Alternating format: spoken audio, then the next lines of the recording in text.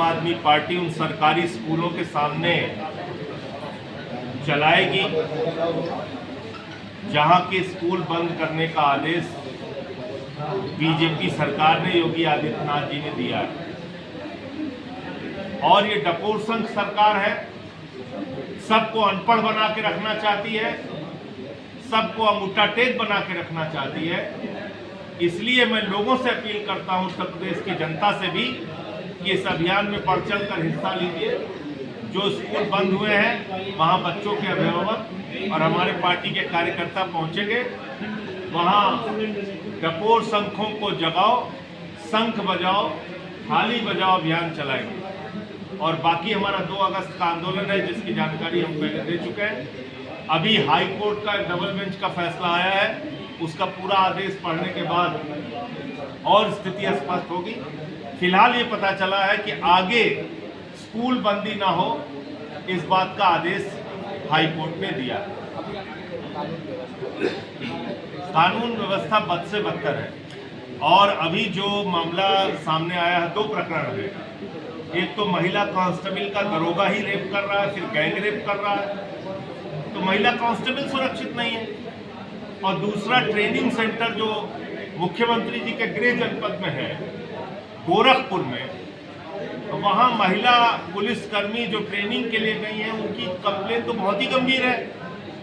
कह रही है बाथरूम में कैमरा लगा हुआ है, उनकी तो इज्जत के साथ खिलवाड़ हो रहा है। रोते बिलखते जो उनका वीडियो सामने आया है, उस पर सरकार को संज्ञान लेना चाहिए और जो लोग इसके लिए दोषी हैं उनके खिलाफ कार्रवाई। क्या ये नहीं लगता है कि पूरे क्योंकि फिरोजाबाद का भी मामला सामने आया, गोरखपुर का भी मामला सामने आया, क्या आप सांसद तो ये इसके निश्चित रूप से उठाएंगे।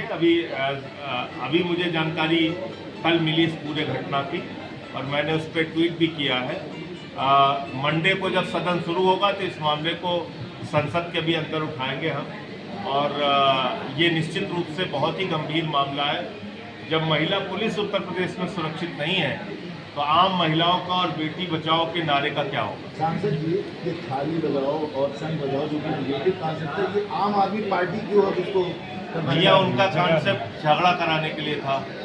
हमारा कॉन्सेप्ट है बच्चों का स्कूल खुलवाने के लिए। बच्चे रो रहे हैं गेट पकड़ के, वो योगी जी को सुनाई नहीं दे रहा है, तो हम शंख बजाएंगे, थाली पीटेंगे। हो सकता है मोदी जी को वो सुनाई पड़े, क्योंकि देखिए मोदी जी का तरीका क्या है। वो कहते हैं कोरोना से ठीक होना है, दवा मत करो, ताली बजाओ, थाली बजाओ। तो हमने डपोर शंखों के लिए ये योजना लागू की है कि हो सकता है डपोर शंख इससे जाग जाए, शंख बजाने से, थाली बजाने से, क्योंकि वो सही रास्ता तो सुन नहीं रहे, बच्चों के आंसू देख नहीं रहे। तो डपोर शंखों को जगाने के लिए ये एक तरीका, नया आधुनिक तरीका जो बीजेपी वालों को पसंद है, वो हमने निकाला। गोरखपुर में सांसद हैं, गोरखपुर के सांसद रवि किशन, जो कि बुलडोजर की हमेशा बात करते हैं और स्वयं अपने ही सांसद के ऊपर आरोप लगा रहे हैं कि आपका घर जो है वो नाले के ऊपर अवैध निर्माण। तो क्या आप लोग मांग करेंगे बुलडोजर की उनके ऊपर चलवाने? ऐसा है, भारतीय जनता पार्टी, मैं पूरे जिम्मेदारी से इस बात को कह रहा हूँ और अयोध्या में बैठा हूँ, प्रभु श्री राम की नगरी में, यहाँ के लिए कह रहा हूँ। उठा के रिकॉर्ड देख लीजिए, 80% हिंदुओं के घर तोड़े गए, उनकी दुकानें, उनके मकान तोड़े गए हैं। 100 साल पुराना जो उनका घर था उसको तोड़ दिया गया है, कई पुराने मंदिर तोड़ दिए गए हैं इसी अयोध्या में। मैं काशी गया था, काशी में बहुत सारा काशी कॉरिडोर के नाम पे हिंदुओं के दुकान मकान तोड़े गए हैं। संत रविदास जी के गेट के सामने जो चाची की कचौड़ी की दुकान और पहलवान लस्सी की दुकान थी, 42 दुकान तोड़े गए। मैं गया था वहां पे, सब के सब हिंदू हैं। तो खाली ये बुलडोजर के नाम पे और भाजपा के नेता और सांसद इस बात पे खुशी की लहर लोगों में पैदा करते हैं कि कितने यादव, कितने तिवारी शहीद हो रहे हैं, ये नहीं पता थे। सांसद जी, ये सवाल है। SIR एक घोटाला है चुनाव का, और प्रधानमंत्री जी और भारतीय जनता पार्टी ने चुनाव आयोग के साथ मिलकर बिहार के चुनाव के जीत का प्रमाण पत्र चुनाव से पहले ही हासिल कर लिया है। इसलिए अब बिहार में चुनाव का कोई मतलब नहीं है। क्या चुनाव का 52 लाख वोट काटे जा चुके हैं। बहिष्कार के सवाल पे हमारी पार्टी जो निर्णय लेगी उसके बारे में तब आपको आधिकारिक जानकारी देंगे। लेकिन मेरा अपना मानना है कि 52 लाख वोट कटने के बाद अब बिहार के चुनाव का कोई मतलब बचता नहीं है। धनखड़ जी के इस्तीफे पे मैं बता चुका आपको कि ये जो फैसला है इससे पूरा देश अचंभित है, हैरान है, परेशान है। लोगों को समझ में नहीं आ रहा ऐसा कैसे हो गया, तो इसलिए प्रधानमंत्री जी को स्थिति स्पष्ट करनी चाहिए। चलिए अच्छी बात है, स्वास्थ्य कारणों का हवाला दिया गया था, विदाई समारोह तो कर देते भैया, वो काहे नहीं किए। जिस तरह चुनाव आयोग और विदाई समारोह में तो स्वास्थ्य कारण कोई समस्या नहीं लाता, 5 मिनट बुला के उनको एक विदाई समारोह कर देते।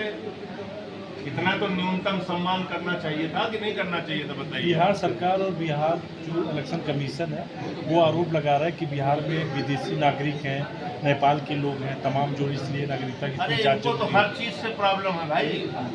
आप बताइए, संतोष नाम के एक व्यक्ति का वीडियो है, कहिए मैं आपको दिखा दूं। उसके पिताजी का निधन 26 जनवरी 2025 को हुआ और उसकी माताजी का निधन 6 साल पहले हो गया और दोनों को फार्म जमा हो गया। मैं सिर्फ एक उदाहरण दे रहा हूँ आपको, ऐसे हजारों उदाहरण हैं। मरे हुए लोगों का तो जन्म वो प्रमाण पत्र का वो फार्म जमा कर दे रहे हैं। आप बताइए, अभी आपसे हमसे कहा जाए कि भाई आप अपना जन्म प्रमाण पत्र दिखाओ तब मतदाता सूची में आपका नाम आएगा, ये कोई तरीका है? सुप्रीम कोर्ट के जज ने कहा जो कागज आप मांग रहे हैं वो हम नहीं दे सकते आपको, तो आम आदमी कहां से देगा? इसमें गरीबों का, दलितों का, पिछड़ों का वोट बड़े पैमाने पे कटेगा। और एक बात मैं आपको बता दूं, ये जन्म प्रमाण पत्र मांगने का तो कोई कारण ही नहीं बनता, क्योंकि जब आप आधार कार्ड बनाते हैं उसमें बायोमेट्रिक लेते हैं, रेटिना लेते हैं, उसमें सारी जानकारी लेते हैं। आपकी खुद की मतदाता सूची जिसके आधार पे लोग वोट डाल चुके हैं, आप कह रहे हैं हम उसको भी नहीं मानेंगे। आपका खुद का वोटर कार्ड जो दिया हुआ उसको भी नहीं मानेंगे आप, तो आप मानेंगे क्या? इसका मतलब आपका मिला जुला खेल चल रहा है। सांसद जी, दिल्ली में थाना स्तरीय समितियां गठित हो रही है, जिसके अलावा जो 1.5 लाख के मोबाइल और 1.25 लाख के मोबाइल पर क्या करेंगे आप? अभी सुप्रीम कोर्ट ने भी चिंता जाहिर की है दिल्ली में जिस तरीके से अपराध बहुत तेजी के साथ बढ़ रहा है, और मुझे लगता है कि ये थाना स्तरीय कमेटी से काम नहीं चलेगा। वहाँ जो मौजूदा सरकार है भारतीय जनता पार्टी के, उनके नेता ये लोग खुद ही वसूली करने में लगे, थाना कहाँ से इनके कंट्रोल में आ जाए। धन्यवाद।